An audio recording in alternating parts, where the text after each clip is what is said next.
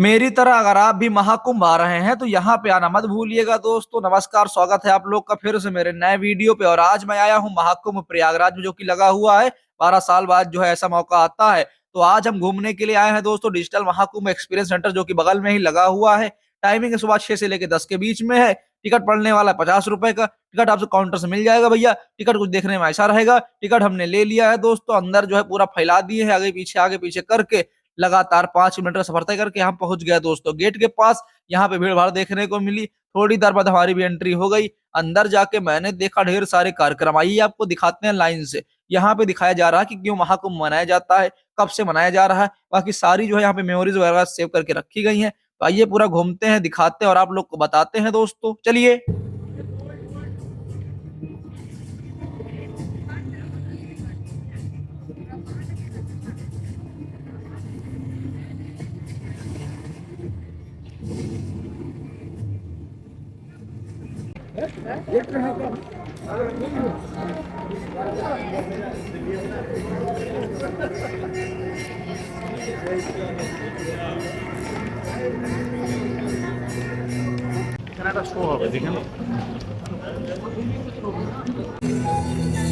सृष्टि के प्रादुर्भाव के साथ ही प्रकाश अंधकार, सत्य असत्य और धर्म अधर्म का शाश्वत संघर्ष भी आरंभ हो गया। ये कथा भी ऐसे ही एक संघर्ष की, जिसने एक मूल धन्य परंपरा को जन्म दिया। एक दिवस पृथ्वी पर विचरण करते समय महर्षि दुर्वासा को एक दिव्य पुष्पमाला प्राप्त हुई। सुवासित माला को देव योग्य जान वे उसे स्वर्गाधिपति इंद्र के पास ले गए। हे सरपति, ये दुर्लभ माला मैं आपको भेंट करता हूँ। इसे मेरा आशीर्वाद समझकर सहेज कर रखें। परंतु इंद्र महर्षि के आशीष का मान न कर सके और अहंकार के प्रमाद में उन्होंने वो माला ऐरावत के मस्तक पर रख दी। पुष्प गंध से असहज ऐरावत में माला धरती पर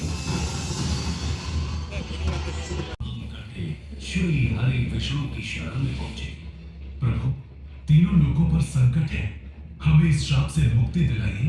देवराज, इस संकट का समाधान सागर मंथन है, परंतु मंथन तभी सफल होगा जब देवता और दानव मिलकर प्रयास करेंगे। ये कैसे संभव होगा नाथ?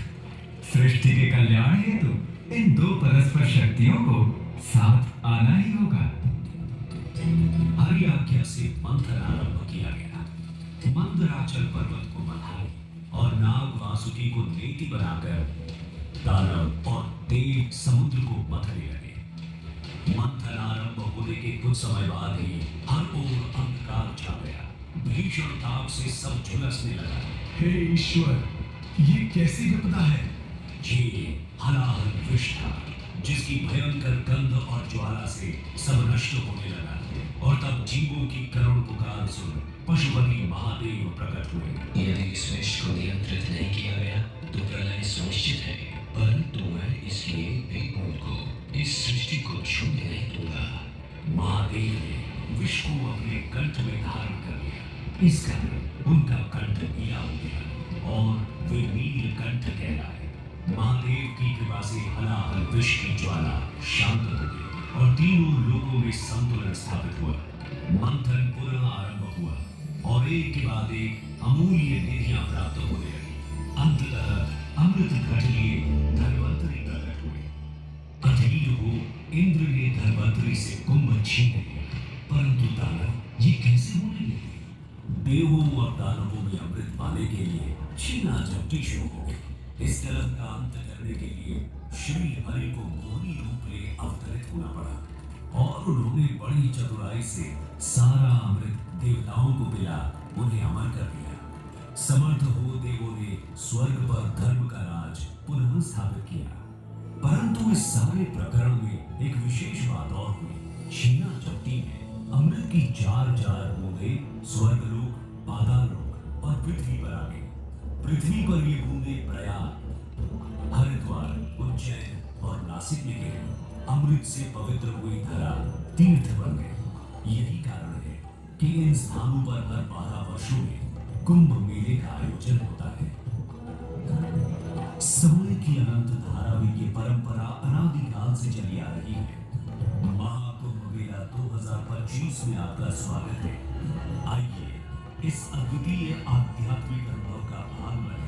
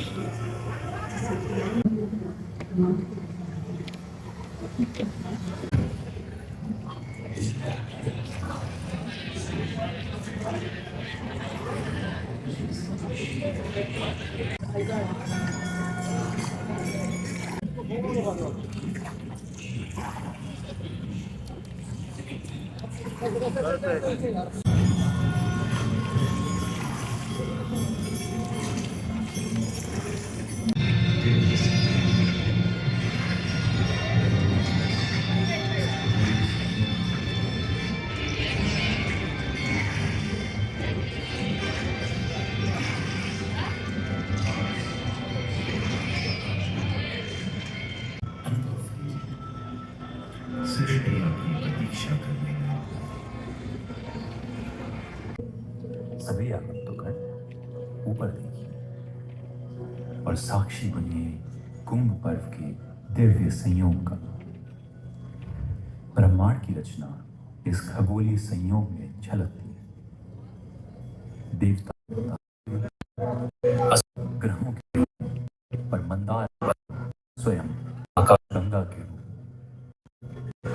मौनी अमावस्या, शिवरात्रि जैसे स्नान पर्वों पर लाखों लोग इस दिव्य मेल की अनुभूति पाने आते हैं।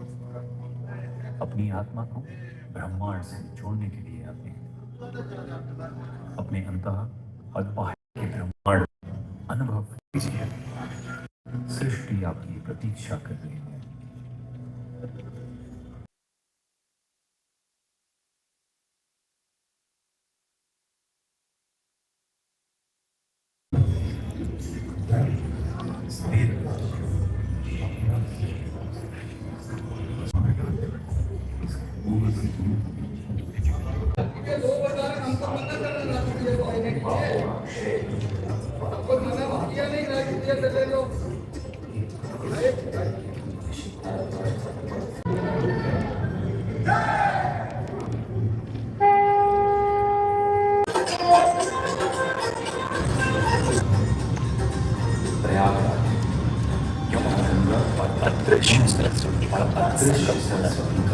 भारत के सबसे पवित्र स्थलों में से एक है। श्रद्धालु संगम में स्नान करके अपने पापों का क्षय और अपनी आत्मा की शुद्धि करते हैं। इस शहर में ऋषि भारद्वाज का तपस्थल भारद्वाज आश्रम, अमरता का प्रतीक अक्षय वट और ओमगति पातालपुरी मंदिर भी दर्शनीय है। कुंभ दर्शन का समापन बड़े हनुमान मंदिर में होता है, जहां लेटे हुए हनुमान जी की प्रतिमा श्रद्धालुओं को आशीष देती है। महाकुंभ केवल एक धार्मिक अनुष्ठान नहीं है, यह एक अनुभूतिक आस्था की यात्रा है। यह एक अनुभव है जो हमें सिखाता है कि भले ही हम अलग अलग जगहों और विचारधाराओं से आते हैं, परंतु हमारी आत्मा का उद्देश्य एक ही है, सत्य के द्वारा मोक्ष की खोज।